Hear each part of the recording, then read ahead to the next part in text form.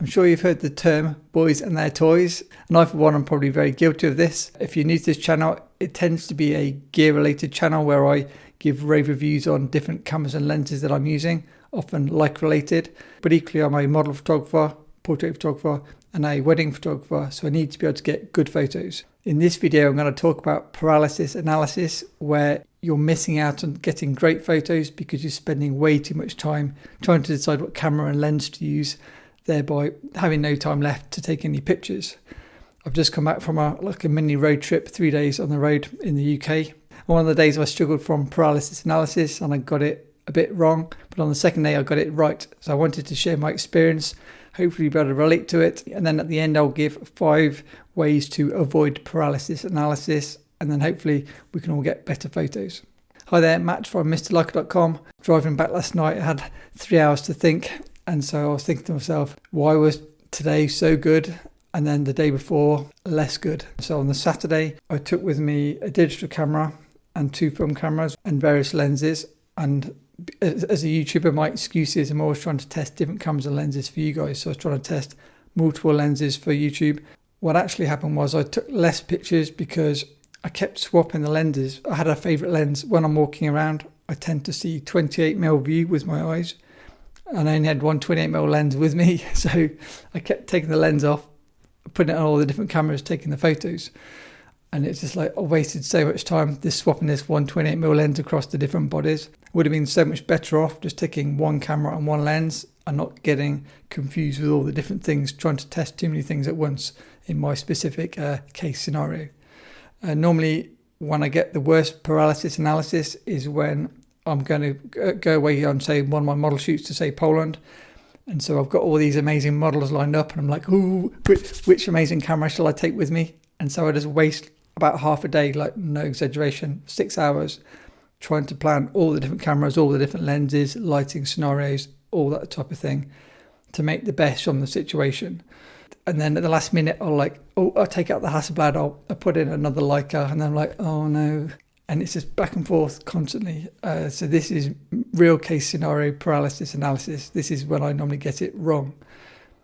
However, on Sunday, which was yesterday, I was teaching a model photography workshop in a city of Bath in the UK. And as it happens, I had done a wedding on the Friday, and then I've been on the road since. So I had all my kit from the wedding. So I actually had 7 cameras with me, including 2 medium format film, 2 35mm film and 3 digital, and all the lenses. So I had an absolute ton of kit. And then the situation was I had 1 new model joining us for the workshop who I knew was amazing, and I had a limited amount of time to take the photos, and because I was teaching I had even less time to take the photos. So with all that in my head I was like, I'm going to make the best of the situation. So what I did was I shot almost the entire day on 1 camera and 1 lens. So I had the Voigtlander Nocturne 75 1.5, and then I had an older Canon 50mm 1.8 LTM lens for a more vintage look. In hindsight I would have taken neither, and I would have taken the TT Artisan 50 0.95.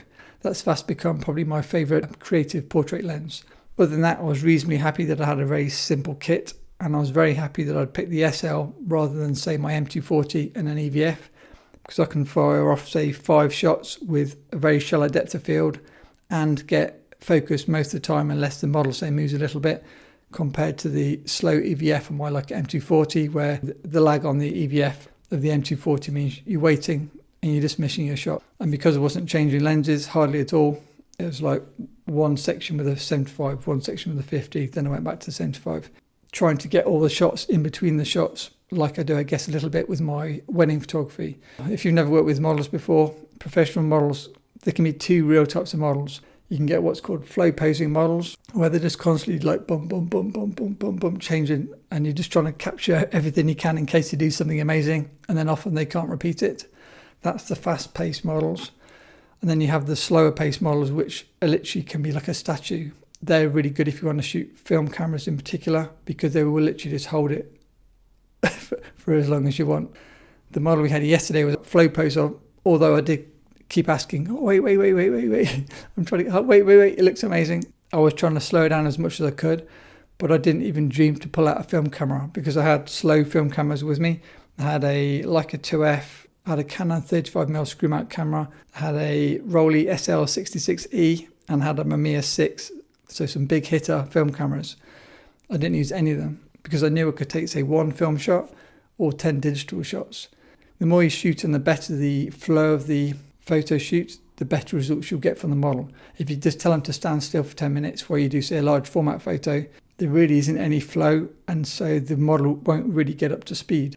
So that's how I was looking at it. So if I did it again yesterday, I was happy that I had less kit, and I was happy that I got pretty much all the shots I wanted to get in terms of I didn't miss anything by wasting camera faffing in my bag looking for swapping lenses, like, oh, what lens do I use? I was happy that I got more great digital photos by not shooting film. And then if I did it all again, I'd take the TTR San 50 0.95 on the SL, and I'd probably take a Nikon F5 with a fast autofocus prime lens. So that was my takeaway. And so the question is, how does this help you? What are my 5 ways to help prevent paralysis analysis when it comes to too much camera gear? I'd say number 1, which is the least easy to do, is gain experience with your equipment. Obviously, you can't gain experience with your equipment without using your equipment. So at some point you will have to do lots of photography to test your gear to see if you like the look of it, so you can pre-visualize the look that you're going to get from the various kit combinations. In simple terms, some lenses will be sharper, softer. Some focal lengths will give you a narrow composition versus a wide composition. And you need to know from using the lenses and cameras in advance to pre-visualize how it's going to look when you come to take the photo on the location. Talking of location, you need to pre-visualize your shoot. So you need to both pre-visualize the model by, once you book your model or whoever you're photographing, obviously it doesn't need to be a model, look at them on Instagram and look at their skin type, look at their style, speak to them. Do they want modern looking photos? Do they want kind of softer, more dreamy photos? Do they want, what sort of lighting do you want? Do you want harsh lighting? Do you want soft shadows? Think of all of this, because we've already talked about cameras and lenses in this video. We've not even spoke about lighting. That's a massive topic in itself, which equally adds to another level of complication on top of your cameras and lenses. So just to skip back to yesterday, I used available light only and without reflectors. From my experience, that's the fastest way you can shoot with available light. So if you want to be quick and you know you've got a limited amount of time, using available light only definitely makes it easier. So to recap, number 2, pre-visualize your shoot in advance. So that's the location, the model, the lighting, and any other factors which are going to impact your photography. So you can then pick the right kit for what you're about to do. Then number 3, this is the more strong-willed bit. Only take the equipment that you're going to use. When I used to shoot weddings in the past, in particular, I used to cover myself for every eventuality. So like 50mm through to 135mm. Various cameras, lenses, lights. Once you've got experience with your kit, and if you visit the wedding venue in advance, you can pre-visualize that, yes, I don't need a 50mm or a 21mm. I can do it all with a 28mm like a Q camera lens, and then maybe a fast 50 on the Leica SL, and that will give me 90% of the shots. So visiting and pre-visualizing really helps.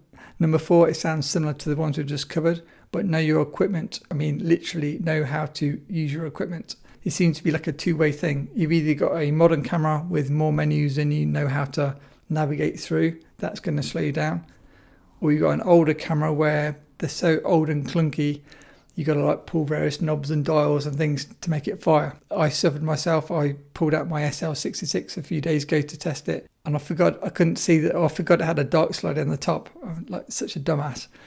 And I was pressing everything, and I was reading in the manual on the online manual, and I'm like, why is it not working?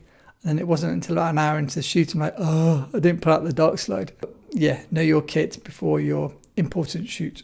And then number 5, the more difficult bit, sell camera equipment that you're maybe not using and perhaps don't need. The advantage is if you sell some of your kit, when you then come up to your holiday of a lifetime or model shoot opportunity of a lifetime, you don't get the whole paralysis analysis thing we're talking about, and you might have your favorite camera, your backup camera, and a couple of lenses, and that's all you need. 2 seconds, put them in the bag, on your shoulder, off you go, straight out the door. So for me, it's trying to get the most I can out of a model within 2 hours. If I waste 30 minutes of the 2 hours changing a kit all the time, that's 30 minutes wasted that would have got even better photos, because generally with model photography, from my experience, they get better over a 2-hour stretch. If we take 2 hours is like a good example. And with that said, if you want to learn about model photography, I'll highly recommend checking out my Patreon. I can put a link below, where I spend a lot of time sharing everything I'm kind of experiencing with my own photography to hopefully help you guys. I've also got an ebook coming out, so check out mrleica.com, hopefully coming in the near future. And so to summarize, I'm not sure if you saw the poll I did on the YouTube creators tab. Are you a gearhead or are you a creative? Or maybe something in between. Obviously, if you've seen me on this channel before, you probably think I'm a complete gearhead. But I used to paint from a young age, before the age of 10, and I got pretty good at it into my teens, watercolors, and then very fine detail acrylic painting. So I can be creative as well. I think I have a gearhead tendencies. That's why I do the YouTube channel and the mrleica.com blog.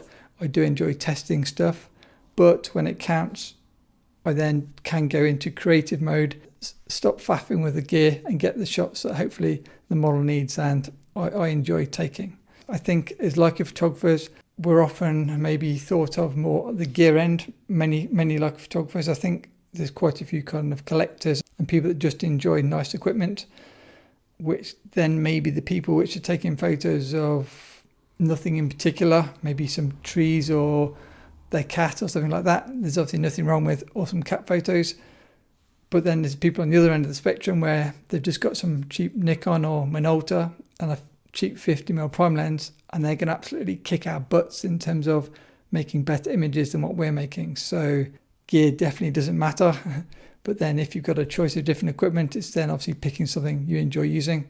I've done videos in the past where having a camera you enjoy using will make you shoot more because it inspires you to go out and shoot.